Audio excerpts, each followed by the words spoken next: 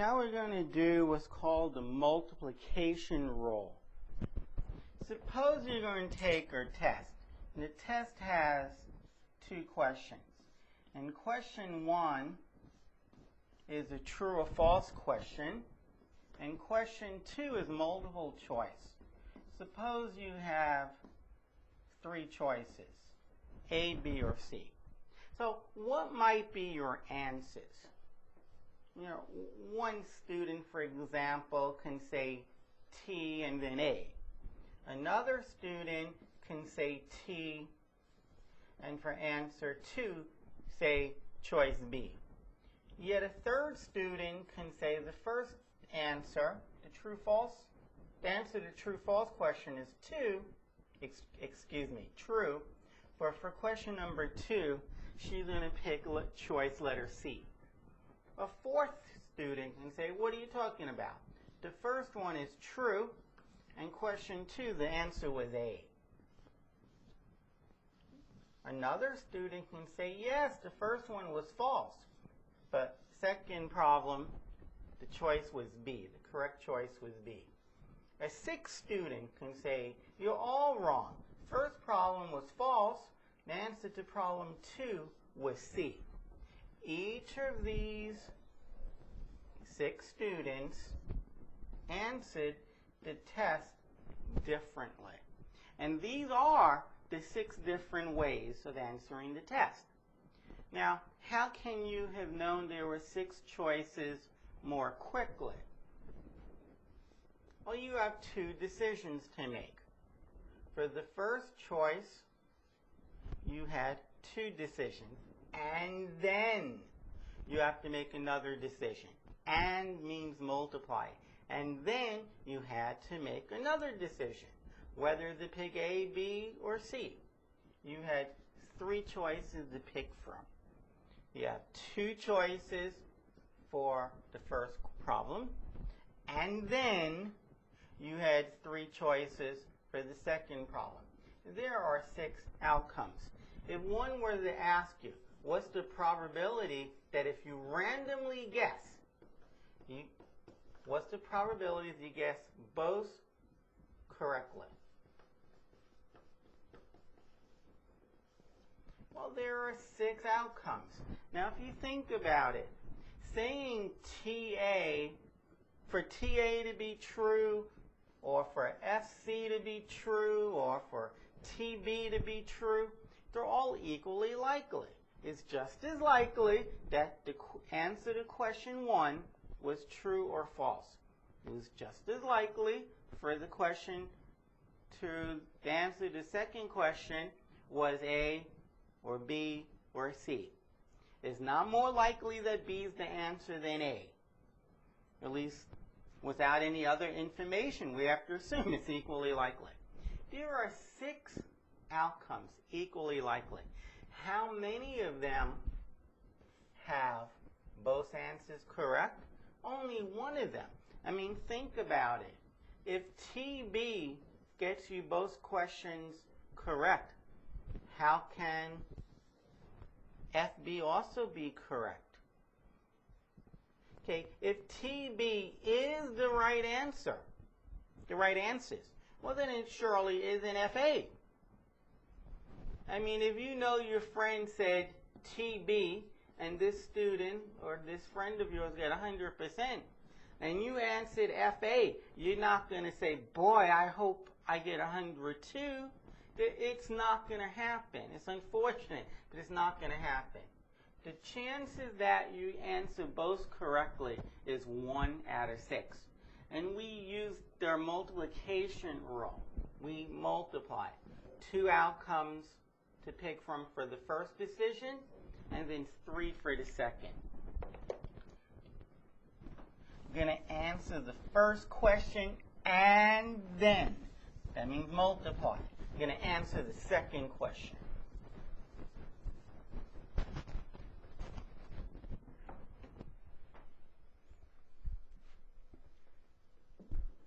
Suppose you want to make up a code.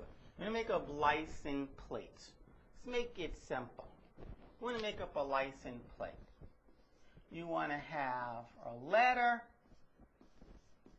and then a digit, and then another digit. You want to have license plates that have a letter and then a digit and another digit. There are 26 letters, A through Z. Digits. A lot of students may claim there's only 9 digits. You say 9, you're going to write it. Okay, a lot of people might say, oh, there's 9 digits. Well, I think most of you would agree that 1 through 9, and all of those are digits, 1 through 9 is 9 digits. Notice I said these are digits. I didn't say they're all the digits. 0 is a digit. Some of you may say, well, if you add on 0, then 9 plus 0 is 0. I mean, I'm not going to argue with that. 9 plus 0 is 0. But who's adding the digits? We're counting them. 1, 2, 3, 4, 5, 6, 7, 8, 9, 10. I prefer to argue it in my head as follows. 1 through 9 is 9 digits, plus 0, plus the digit 0 is 10 digits.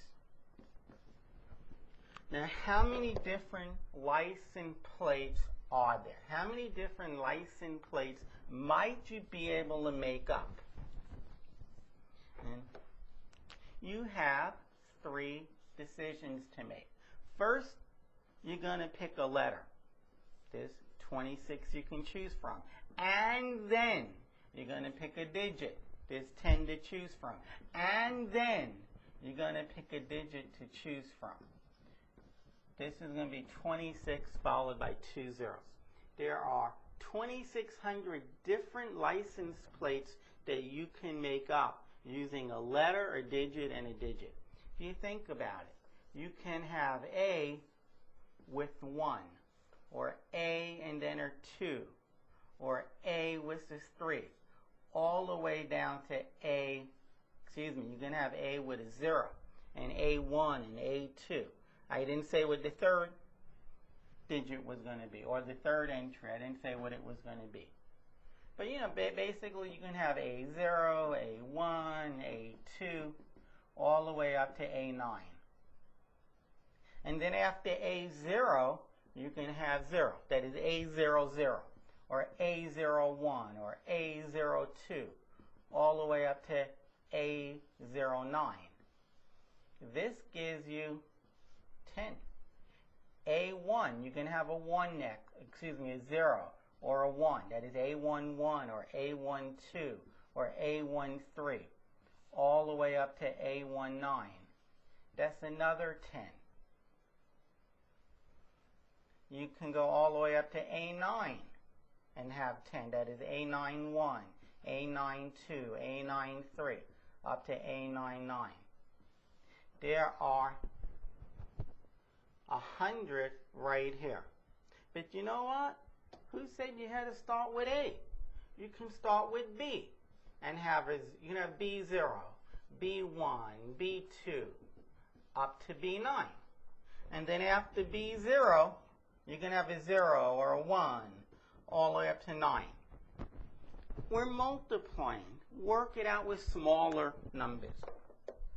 There are 2,600 different license plates that we can make that have a letter and then a number, a digit and then a digit.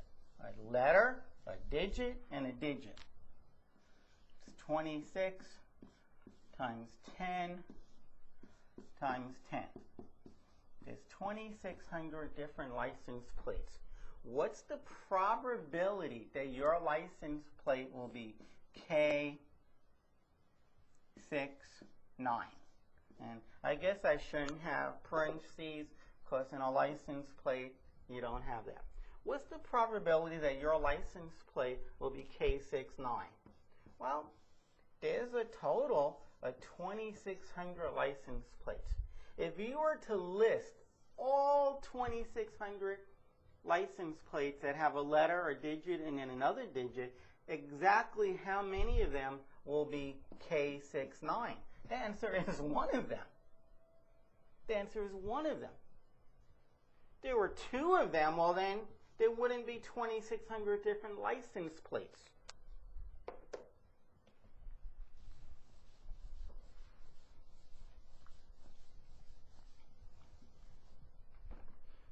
Okay.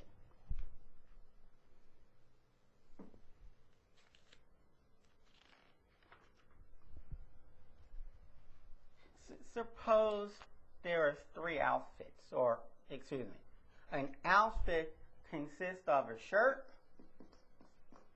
a tie, and shoes.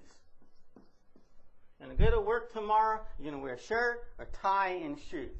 Now, let's not get into why you're not wearing pants or a skirt. You're going to wear a shirt, a tie, and some shoes. And you have 3 shirts, and you have 2 ties, and you have 3 pair of shoes. The question is, how many outfits can you wear? Might as well call the shirts, shirt 1, shirt 2, shirt 3.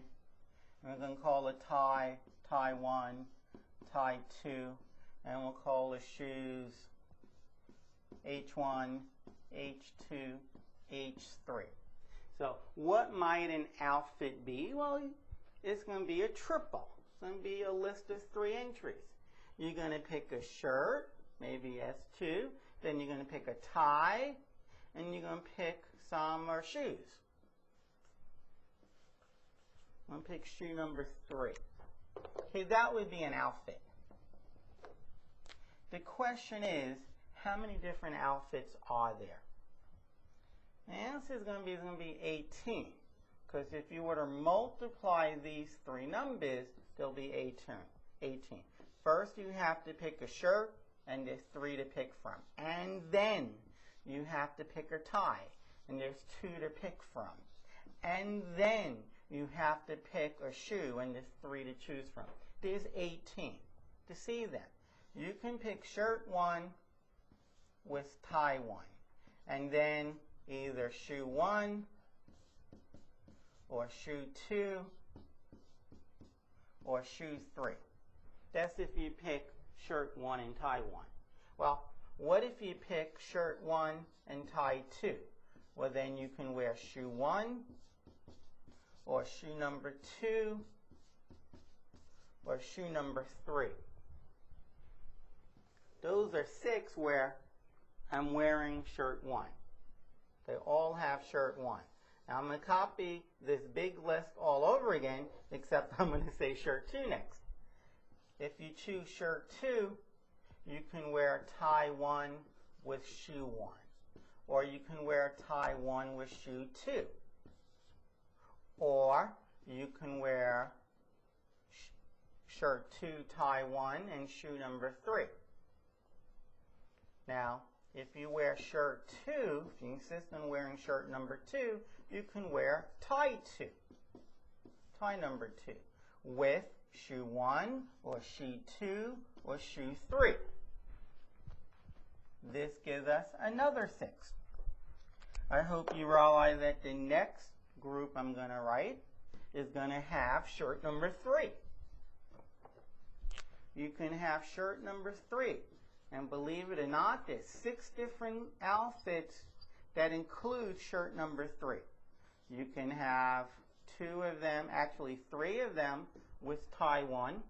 I don't know why these S3s failed to come out. Okay, you can have 3 of them with tie 1. So shirt 3, tie 1 with shoe 1 or shoe 2 or shoe 3. Or you can have shirt 3 with tie number 2. And shoe 1, shoe 2, shoe 3. These are the 18 different ways. If you just multiply it, you'll see. Now, somebody asks you, what's the probability that you wear tie number 2? Well, there are 18 possibilities. Of these 18 possibilities, how many of these outcomes include tie number 2? Well, these 3 do. I mean, after all, tie 2. These 3 do. tie 2, and these 3 do. And of course, 3 plus 3 plus 3 is 9. That is, there's 9 different outcomes where you wear shirt 2. And of course, that's half. Of course, that's half. 9 over 18 happens to be half. And if you think about it, there were 2 ties. They're equally likely to be worn. Half the, because we're randomly picking a shirt and a tie and a shoe. And since there's 2 ties, well, half the time we'll be wearing tie number 1, and the other half of times we will be wearing tie number 2. So the probability that you randomly take an outfit and you wear tie number 2, for instance, will be 1/2. What's the probability that you wear shirt number 2? Well, there are 3 shirts, and shirt number 2 has a 1/3 of a chance of being chosen. Again, you wake up in the morning and you have a pile of shirts in one corner and a pile of 3 shirts in one corner. You have a small pile of 2 ties in one corner, and you have yet another pile of 3 shoes. Their shoes are attached to one another, so you get a pair.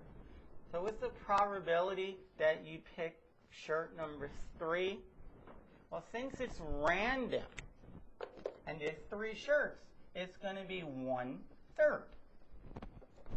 And if you wanted to look more rigorously at the sample space, shirt number 3, here it is. Those are the 6 outcomes that use shirt number 3. 6 out of 18 happens to be 1/3. So you don't have to look at the sample space completely. I mean, basically, when I want to know the probability of wearing shirt 3, I just ask, how many shirts are there? So now, if I asked you, what's the probability that you wear shirt 1, tie 2, and shoe 3 or shoe 2, that's going to be different because you're not just picking one item. You're picking all 3. So then you're going to have to know that there are 18 outcomes. There are 18 outcomes. And out of those 18 outcomes, only one of those outcomes has shirt 1, tie 2, and shoes 2. Now, if I ask you what's the probability that you wear shirt 1 and tie 3? Well, you know there's 18 outcomes. Now, once you pick shirt 1 and tie 3, you have one more decision to make. What shoe to pick? And there are 3 of them to pick from.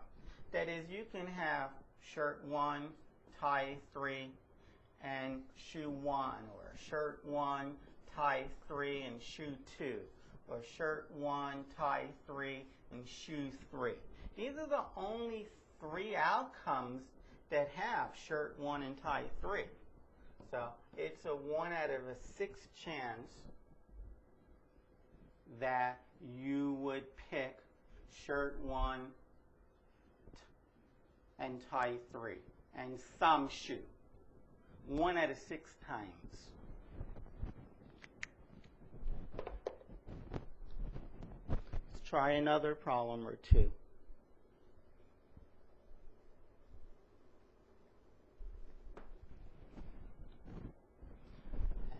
Suppose you're going to pick some cards. You have a standard deck of cards. You want to pick 2 cards without replacement. That is, you take one card, you look at it, you write down the results, you do not put it back, and then you take another one. So you randomly pick 2 cards from a deck of cards without replacement. Without replacement. Okay, now, question is, what's the probability that you get a queen and then our spade?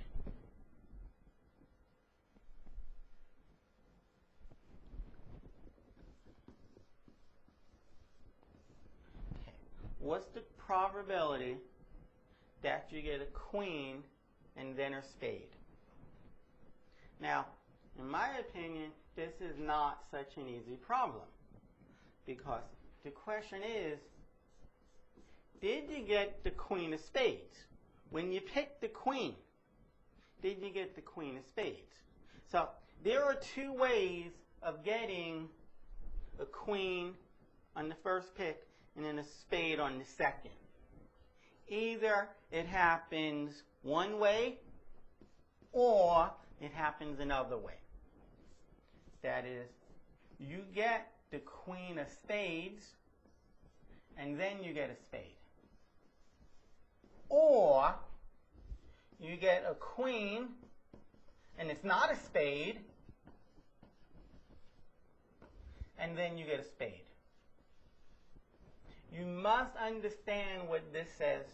Anytime you get a probability problem wrong, and it wasn't because it's silly multiplication mistake or arithmetic mistake, it's because you didn't understand what was in between the brackets. When you get a queen, either it was a spade or it was not a spade. Now, since we're not replacing, it's important that we break this up, because if you get a spade for the queen, then there's less spades to get the next time. That's why we had to break it up. The probability that you get a queen of spade. Well, there are 52 cards, and exactly one of them is the queen of spades. Now, you do not put that card back. So there are 51 cards left. Initially, there were 13 spades. There are 13 clubs, and 13 hearts, and 13 diamonds, and 13 spades. There's 13 of each of the 4 suits. But you just picked the spade, and you didn't put it back. So there are 12 spades left over. And this is a probability that, without replacement, that you get the queen of spades, and then, that's why we're multiplying, and then you get a spade. Or, there's another way of getting a queen and then a spade. First time, you did not get the queen of spade. Well, there are 52 cards, and how many are queens that are not spades? 3. There are 4 queens. You have spades, clubs, diamonds, and hearts. And under each of these 4 categories, you have ace of spades, ace of clubs, ace of diamonds, ace of hearts. Eventually, you get to the queen of clubs, the queen of spades, the queen of diamonds, the queen of spades, the queen of clubs, the queen of diamonds, and the queen of hearts. There are 4 queens. But you don't want to get a spade. So you can only pick from 3. You can pick the queen of clubs, the queen of diamonds, the queen of hearts. And then you want to go back and pick a spade.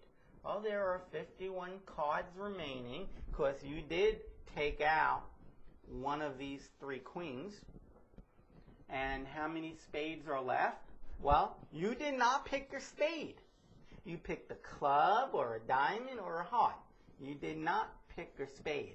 So there are still 13 spades left over. And up to doing the arithmetic, this problem is done. We're adding, and both denominators are the same. For the first bracket, the denominator is 52 times 51 plus, and for the next one, it's 52 times 51. So we just add the numerators. 1 times 12 is 12, plus 3 times 13, I think, is 39. You add them up, amazingly, you get 51 over 52 times 51, and 51's reduced, and you get 1 over 52. It's a 1, wow, that's interesting. It's a 1 out of 52 chance that if you pick a card from a deck, the first two, you pick a card, put it back. No, don't put it back, without replacement. That is, if you pick 2 cards, you will get a queen and then a spade. So 1 out of 52 chance that you will get a queen and then get a spade.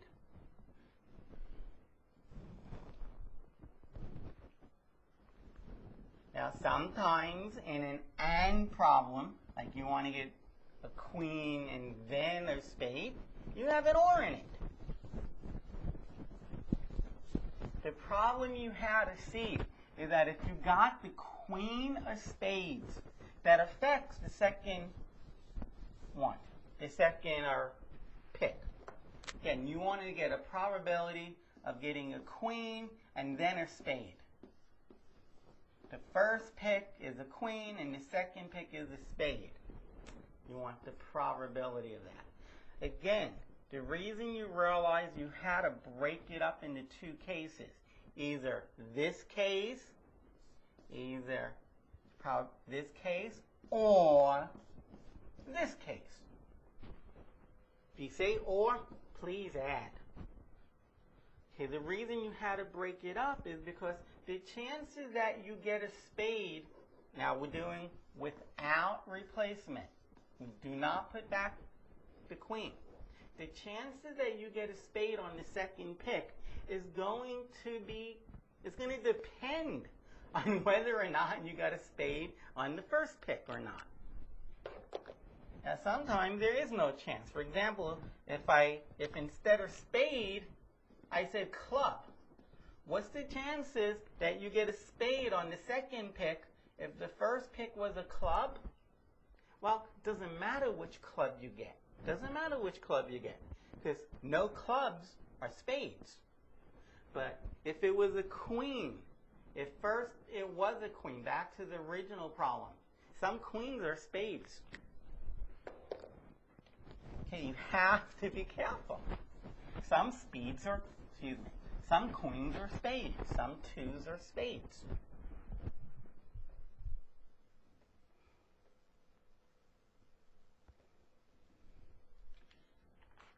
Try another one.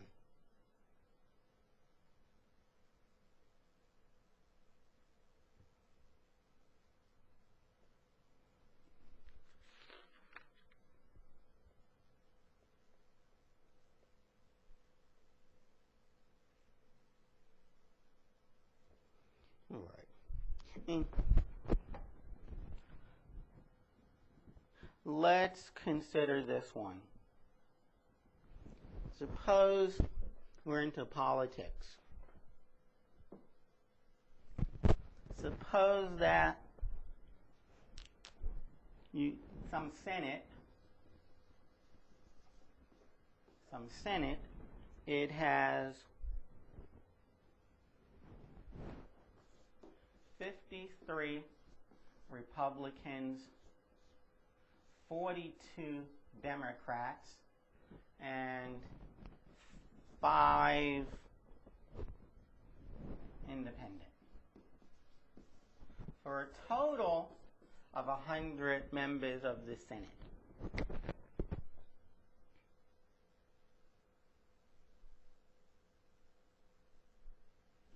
Okay, so what's the probability that if you choose 3, think about how I want to word this. Okay. Suppose you want to pick 3 senators. Of course, different. So, here. Thing is, you choose 3 senators. What is the probability that they're all Democrats? They're all all Democrats. Now, this is like the card problem. Instead of having 52 cards, we have 100 cards. Now, you want to choose 3 senators, and you want them all to be Democrats. So, this is the probability that the first is Democrat, and then the probability that the second is a Democrat, and then, that means multiply, the probability that the third is a Democrat. Now, we're not going to choose the same 3 senators. That is, once we pick a senator, once we pick Harvey, the Democrat senator, we're not going to pick Harvey for the second position or the third. We want to pick 3 different senators. Well, there are 100 senators, and exactly 42 of them are Democrats times. But now there's only 99 senators, and only 41 are Democrats, because we picked one. We picked the Democrat. Now there's only 41 Democrats. So we picked the second Democrat. Now there's only 40 Democrats. There's only 40 Democrats, and there's only 98 senators left. And the answer is whatever you get when you multiply this out. Now, 42 times 41 times 40 divided by 100 times 99 times 98. You don't need to separate the numerators. You could just write down 42 times 41 times 40 for the numerator down here. The denominator, 100 times 99 times 98. You can say 20 goes in here 2 times, and 20 goes in here 5 times. And you can say 2 goes in here 21 times, and 2 goes in here, I guess, 49 times. And 3 goes in here 7 times, and 3 goes in here 33 times. Or, of course, you can run and get your calculator. But whatever you get, 77 times 41 times 2, whatever that is, divided by 5 times 33 times 49. Oh, 7 goes into 49 7 times, and it goes in here 1 time. So it's 1 times 41, which is 41 times 2, which is 82, divided by 7 times 33 is 231. Well, that makes no sense. It's 210. Yeah, I don't know why I said that. 231 is fine, and times that by 5, you get, I'm tired, 5, 15, 11. You get 1155. And there's your answer. You get what you get. When you say and, you have to multiply. Now, when it says that you're getting 3 Democrats in a row, well, it's without replacement, and it's the probability of the first pick being a senator, and then the second pick being a senator, and then the third pick being a senator. If instead, see if I can retrieve those numbers, see if I can even erase it. If we change the problem a little bit, there are 3 different parties, and I don't mean Democrat, Republican parties. There are 3 parties. We're going to have a party. Okay, just like statistics, it's a party. We're going to have a party, and we're going to have 3 different parties, and we're going to invite 3 senators. In our Senate, you still have 53 Republicans. You have 5 independents, and I guess it was 42 Democrats. And you want to invite, for each of these 3 parties, on different days, different times, you want to invite a senator to each one. That is, this time you can invite the same senator. You can invite the same senator. What's the probability that you pick three Democrats? What's the probability that you pick 3 Democrats? Well, in a way it's the same. It's the probability that to the first party, you pick a Democrat, and for the second party, you pick a Democrat, and for the next party, for the third party, you pick a Democrat. Okay, so you're always picking a Democrat. But this time you're not replacing them. Once you pick Harvey, who's a Democrat, you can pick Harvey again for the second party. Maybe he's a lifer of the party, so everyone wants him. He's in high demand. Okay, so there are 100 senators, of which 42 are Democrats, times. The probability the second one's a Democrat. Well, there's still 100 to choose from, and of which 42 are favorable. They're senators. And for the third party, there's still 100, and there's still the same 42 Democrats.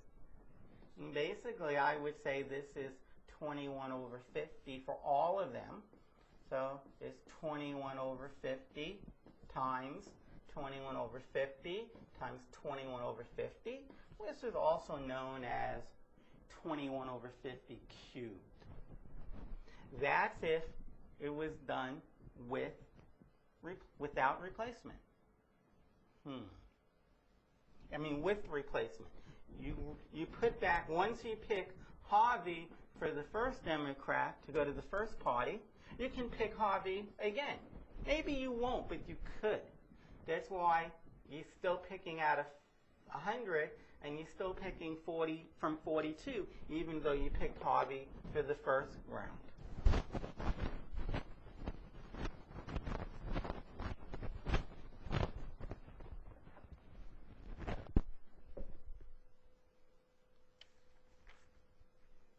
Okay, that pretty much finishes this multiplication rules. We'll do some more, but they'll be a little bit more rigorous in the next section, and they'll incorporate complements and conditional probability.